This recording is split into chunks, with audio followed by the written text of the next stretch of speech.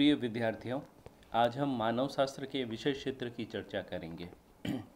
देखिए, किसी भी विषय का विषय क्षेत्र से तात्पर्य ये होता है कि उस विषय का फैलाव या उस विषय का विस्तार कहाँ तक है। और जब हम मानव शास्त्र की बात करते हैं तो इसमें यह दो शब्दों से मिलकर के बना है, मानव शास्त्र, क्योंकि ये अंग्रेजी शब्द एंथ्रोपोलॉजी का अनुवाद है और जिसमें एंथ्रोपोस का अर्थ होता है मानव और लोगोस का अर्थ होता है अध्ययन या विज्ञान। तो मानव शास्त्र में उन सभी बातों का अध्ययन होता है जो किसी न किसी रूप में मानव के अध्ययन से संबंधित है। जैसा कि हर्स्कोविट्स ने अपनी पुस्तक मैन एंड हिज वर्क्स में भी लिखा है कि मानव शास्त्र मानव और उसके कार्यों का अध्ययन है।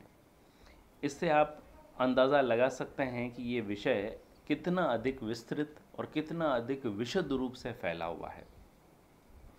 अब हम इसके विषय क्षेत्र को मुख्य रूप से दो भागों में बांट सकते हैं अध्ययन की सुविधा के दृष्टिकोण से।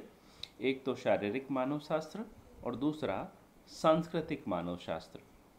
शारीरिक मानव शास्त्र, जैसा कि नाम से ही विदित है, ये मानव के शरीर के अध्ययन से संबंधित है। अर्थात इसमें मानव के शरीर का वैज्ञानिक रूप से अध्ययन और विश्लेषण होता है। अब मानव के शरीर का अध्ययन करने वाला जो ये भाग है, जिसे हमने शारीरिक मानव शास्त्र के रूप में विभक्त किया है, इसकी भी तीन शाखाएं हैं। पहला मानव जनन शास्त्र, दूसरा पुरातन मानव शास्त्र और तीसरा मानव मिति। मानव जनन शास्त्र। मानव जनन शास्त्र यह मानव के जीवन की एक बहुत ही महत्वपूर्ण गतिविधि, जिसे कि हम जनन कहते हैं, उसके अध्ययन से संबंधित है। विद्यार्थियों, जैसा कि आप जानते हैं कि संसार का प्रत्येक जीवधारी अपने समान संतति उत्पन्न करता है और उसे ही हम जनन की प्रक्रिया के नाम से जानते हैं।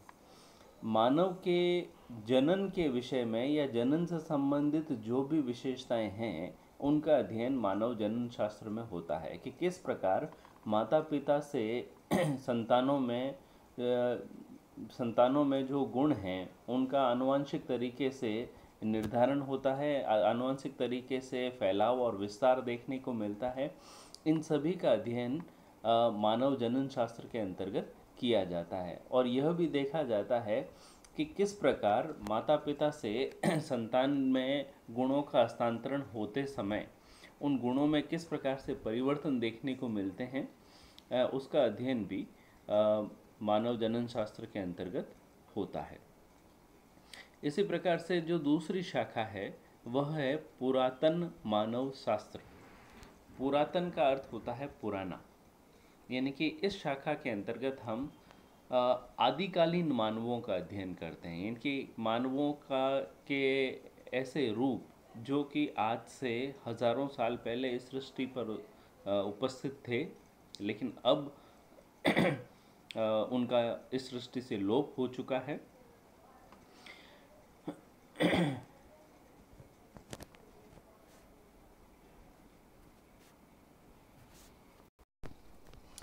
पुरातन मानव शास्त्र के अंतर्गत ये देखा जाता है कि आज से हजारों साल पहले इस सृष्टि पर जो मानव थे, उन मानवों की शारीरिक विशेषताएं किस प्रकार की थी।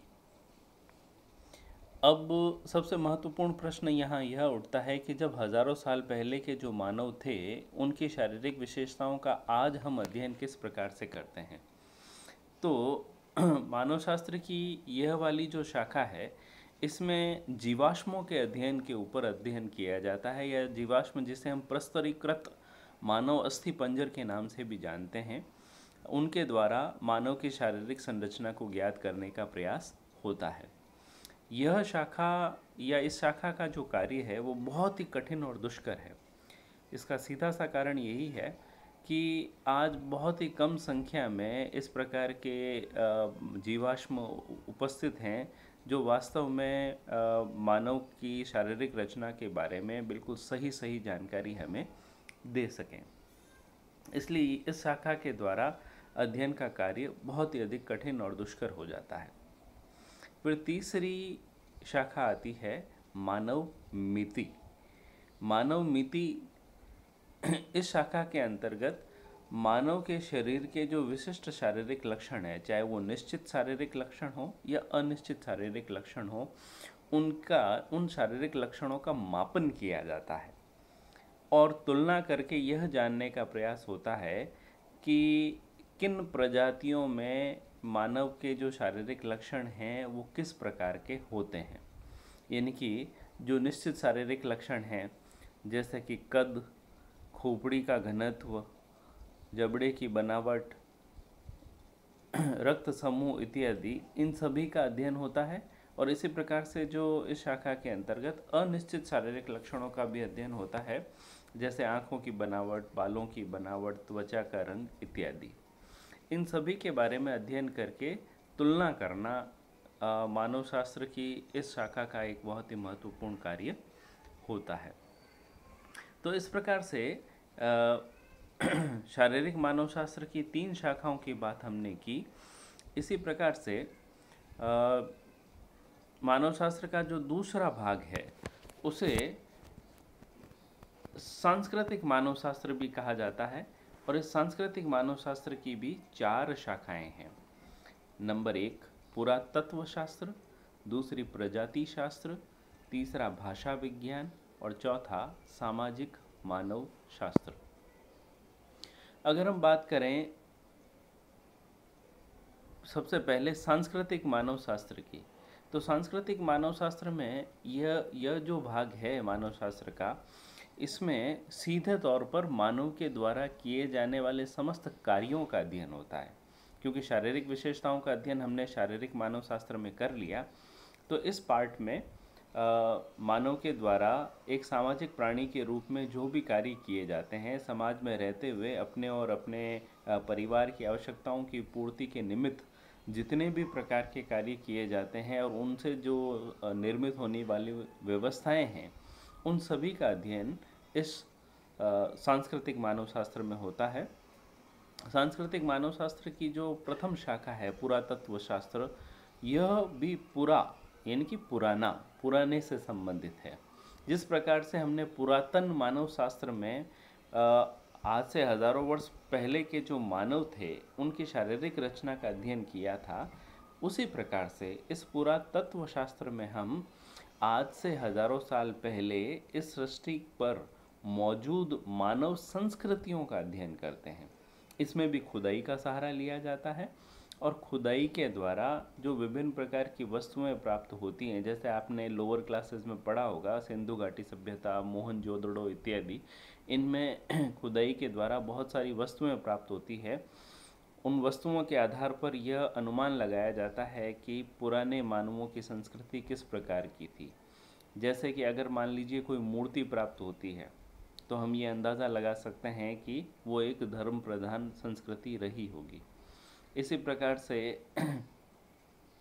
जो वास्तुकला, स्थापत्य कला, विभिन्न प्रकार के औजार, उससे भी किसी समाज की संस्कृति के बारे में पता चलता है। और यह भी मुख्य बात यहाँ पे भी यही है कि खुदाई के द्वारा जो हमें जानकारियाँ प्राप्त होती है, उसके आधार पर ही हम इस शाखा को समझने का प्रयास करते हैं। उसके बाद सांस्कृतिक मानव शास्त्र की ही दूसरी शाखा आती है प्रजाति शास्त्र। अब ये जो प्रजाति शास्त्र है, प्रजाति शास्त्र नाम थोड़ा सा हमें ज़रूर कंफ्यूज करता है। हमें ये समझना होगा कि प्रजाति शास्त्र में हम विभिन्न प्रकार की प्रजातियों का अध्ययन नहीं करते हैं, क्योंकि प्रजाति मानव की एक शारीरिक विशेषता है और उसका अध्ययन हम शारीरिक मानव शास्त्र में कर चुके हैं। लेकिन यहाँ पे प्रजाति शास्त्र का सीधा सा अर्थ यह है कि संसार की जितनी भी प्रजातियाँ हैं उनकी संस्कृतियों का अध्ययन इस शास्त्र के अंतर्गत होता है। तो बेसिकली यह संस्कृतियों का अध्ययन करने का शास्त्र है, प्रजातियों की शारीरिक विशेषताओं का अध्ययन करने वाला विषय नहीं है। हमें नाम से कंफ्यूज यहाँ पर नहीं होना है। तीसरा है भाषा विज्ञान। भाषा विज्ञान, यह भी नाम से पता चलता है कि मनुष्य की भाषा का अध्ययन करने से संबंधित यह शाखा है। भाषा मनुष्य के जीवन का एक बहुत ही महत्वपूर्ण आविष्कार है और आज मनुष्य ने जो भी आविष्कार किए हैं या जो भी उपलब्धियां प्राप्त की है, उसमें भाषा का एक बहुत ही महत्वपूर्ण स्थान है।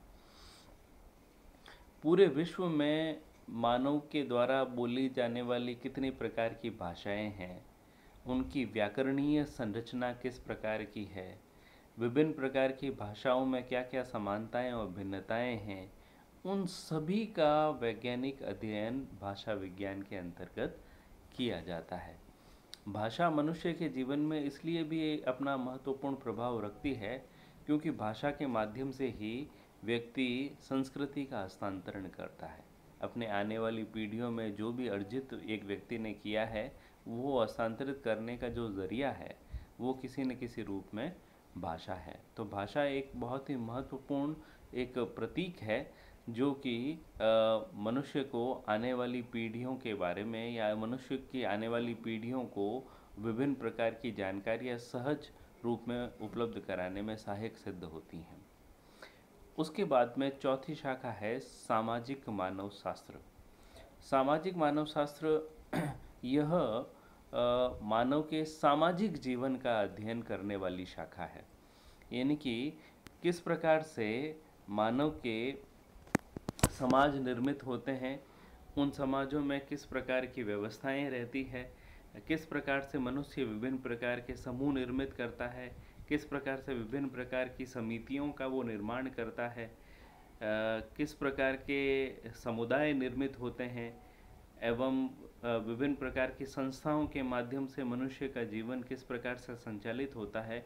इस प्रकार के जितने भी सामाजिक घटक और सामाजिक अवयव हैं, जिनका मनुष्य एक सामाजिक प्राणी होने के नाते न केवल निर्माण करता है बल्कि उसके अंदर अपना जीवन जीता है, उन सभी का अध्ययन मनुष्य के द्वारा मनुष्य की इस शाखा में किया जाता है।